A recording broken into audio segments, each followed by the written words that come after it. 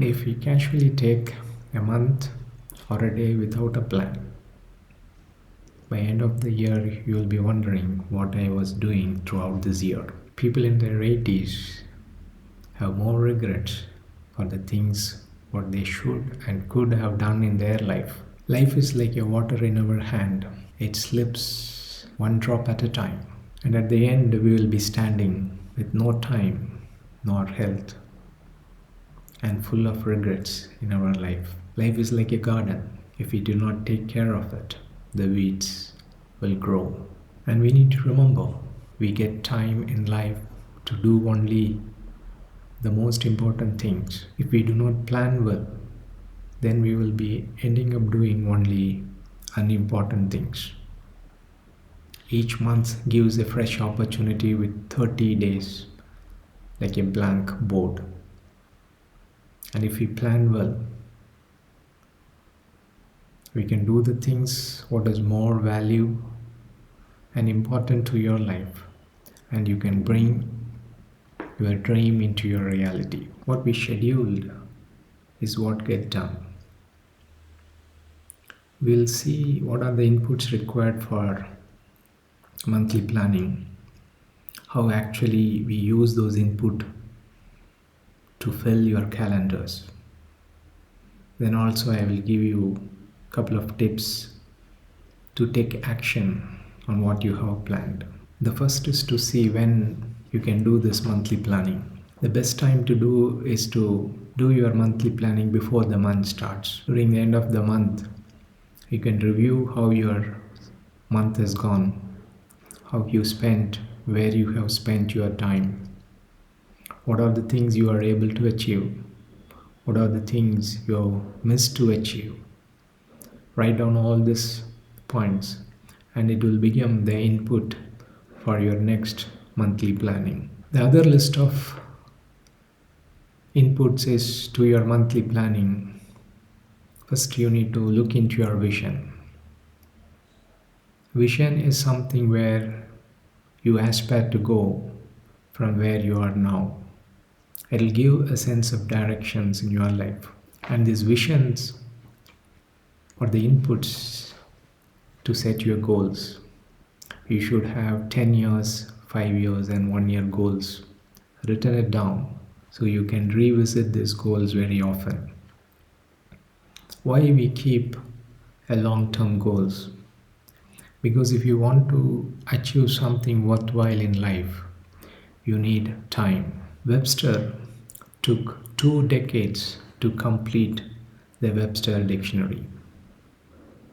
If you want to do bigger things in life, to build your business, to get that promotion, to build your house, moving to a new neighborhood, all these things require more planning and time. That's where this monthly planning is going to help you. Once you have all this input ready, you can prepare your yearly list. And it looks like this.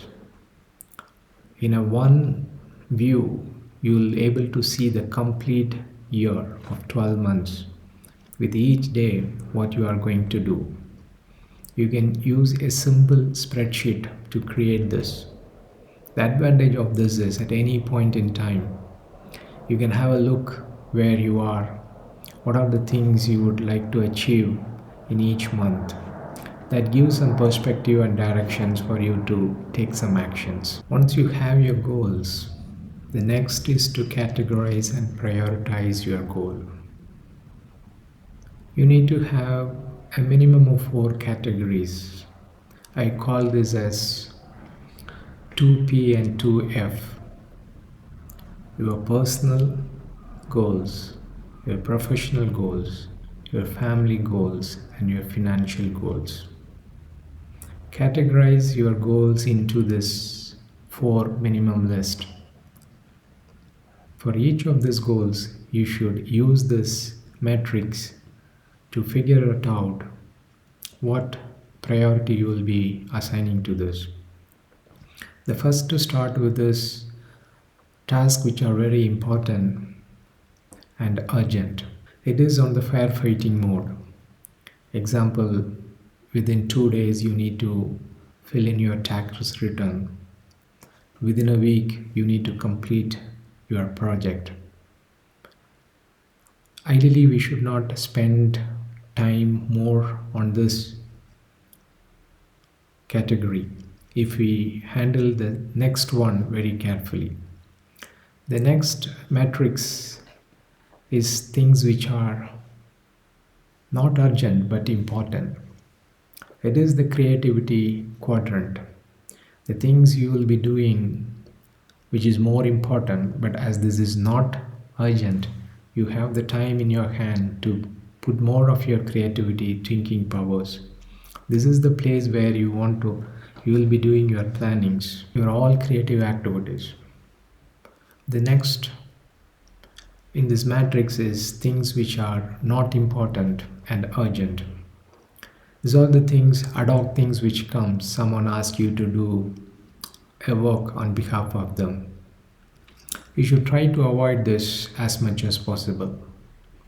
And the last on this quadrant is things which are not important and not urgent. And you should never do this. You need to eliminate as much as possible. Next, your goals need to be smart. The first letter on the S, the first is to be more specific. Rather than saying that I need to learn some instrument, you need to be specific in saying that I need to learn guitar. So be specific as much as possible. That will narrow down your scope. The next is measurable. We cannot say that I want to save a couple of dollars per month. It will be good to say that I am going to save $100 each month. So at the end of the month, you can have some yardstick to measure whether you have achieved that or not. Next is attainable. Are you able to attain your goals? If you have never run or took a single step in the last 1 year, and if you set a goal that within 1 week you want to run a marathon, that is not attainable. So you need to be reasonable on that. Next is relevant. Your goals need to be relevant to your dreams and your aspirations. You do not want to spend 8 hours in a gym if you do not have a desire to become a bodybuilder. To make all your goals more relevant. And finally, your goals need to be time bound. Rather than saying that I wish to complete my dream or the task, you can give a specific date and time that when you want to complete this. That brings more focus and some urgencies for you to complete the project or the task what you have. Now we have come to the heart of this topic, that is to actually put all your inputs into a template. You can use a Google spreadsheets like this. It has a monthly spread view, so you can each day you can add what are the things you would like to do, or you can do it in your journal, a spread of 1 month. In the calendar you can write it by yourself, all the things what you would like to do in this particular month. The output of monthly planning is a clear list for your entire month, what you want to do, and take a printout and keep it in a place where you can visit this as frequently as possible. A plan is like a map. If you follow that, it will take you where you want to go. You will become what you think most of the time. So place this planner very nearer to you where you can frequently see and take action.